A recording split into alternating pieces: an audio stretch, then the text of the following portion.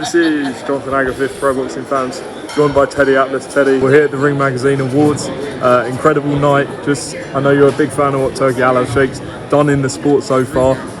What did you make of it when he did buy the Ring Magazine? I clapped. I was happy. The same way as the last year, he's been making fights that couldn't be made. But fights, more importantly, fights that needed to be made for the fans and for the sport, for the well-being of the sport. The sport was moving towards being irrelevant. This sport should never be irrelevant because you want to give the fans relevant fights. You want to become irrelevant? Don't do relevant things, you know. And they were making too many non-competitive fights, too many the A side versus the B side. You know, look, UFC has flourished. UFC is an incredible brand. Dana White's done an incredible job. What's the point? It's not rocket science. He put the best in with the best. He put competitive fights on it. That's all the people ask for. They don't want to go into a movie and know the ending. Nobody's going to go into a movie theater if they know the ending. And that's what they were doing in boxing. Everyone knew the ending before it started. So Turki Alalshikh came along and gave the sport and the fans fights where you wouldn't know the ending, fights that we needed to have. And it has benefited the sport. It has benefited the fans. And now he's done something else to benefit the sport. And the history of the sport. He's bought Ring Magazine. And he's going to replenish it. He's going to revigorate it, which it needed. Like the sport needed, with the right fights. And he's going to put the resources in, and he started doing that. This is proof of it, to bring it back to that level. The important thing about Ring Magazine is one word: history. History is important. History has to be memorialized. It has to be collected, and it has to be put out there for people to understand it, for people to garner it, for people to learn from it. The youth and the fans and the youth in our sport, the young fighters coming up, the ones that want to be fighters, that want to be champions, that are thinking about it, that look at fighters and they want to be stronger, they want to be strong like a champion is. They don't have the ability really to know the history of this sport. Every other sport in my country, basketball, baseball, all of them, the history is readily available to the fans, to the young people, to anybody. It's readily available. Not in my sport. In boxing, it's not readily available. Kids don't have a place to go to know about these great fighters from years ago, how they became great.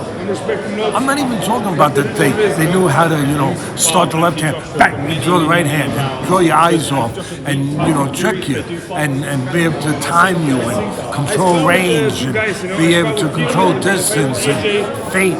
The old timers would say, this guy can feint so well, he'd make you drop down and tie your shoes. Those aren't the things they need to learn. They need to learn how these great fighters became great, what they overcame, what they went through in their time to be great. And they have no place to learn that history. There's no place for that history to be put forward. Ring Magazine is one of those places.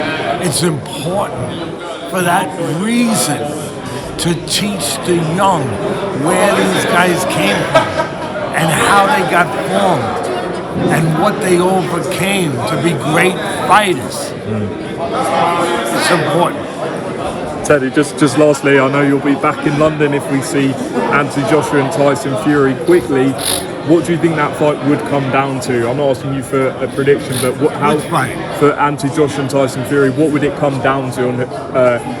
Listen, it's kind of weird we're talking about that. They're both coming off losses.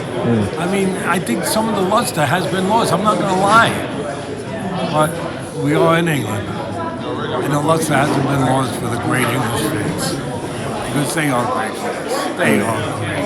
They really are. Marcus of Queensberry, they go all the way back. So they back their fighters, and they love their fighters, they love their heavyweights. So they're still going to come out. They're still going to feel revolution. That's why the fight's going to be made.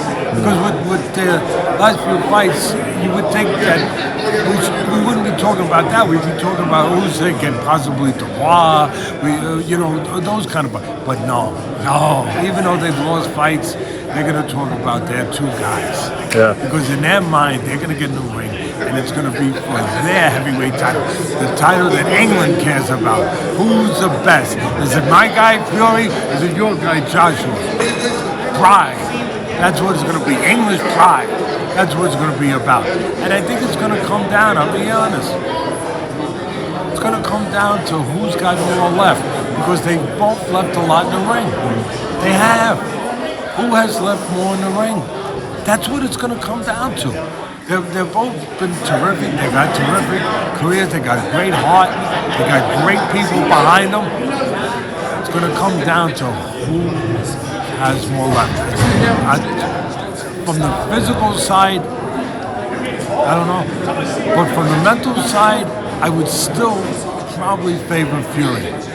That he's more resilient. That's something special about him in that area. The physical side, you know what? It might be the needle might go towards Joshua. But to me, the mental side is always the most important side. But we'll see. Teddy, I appreciate your time. Have a safe trip home.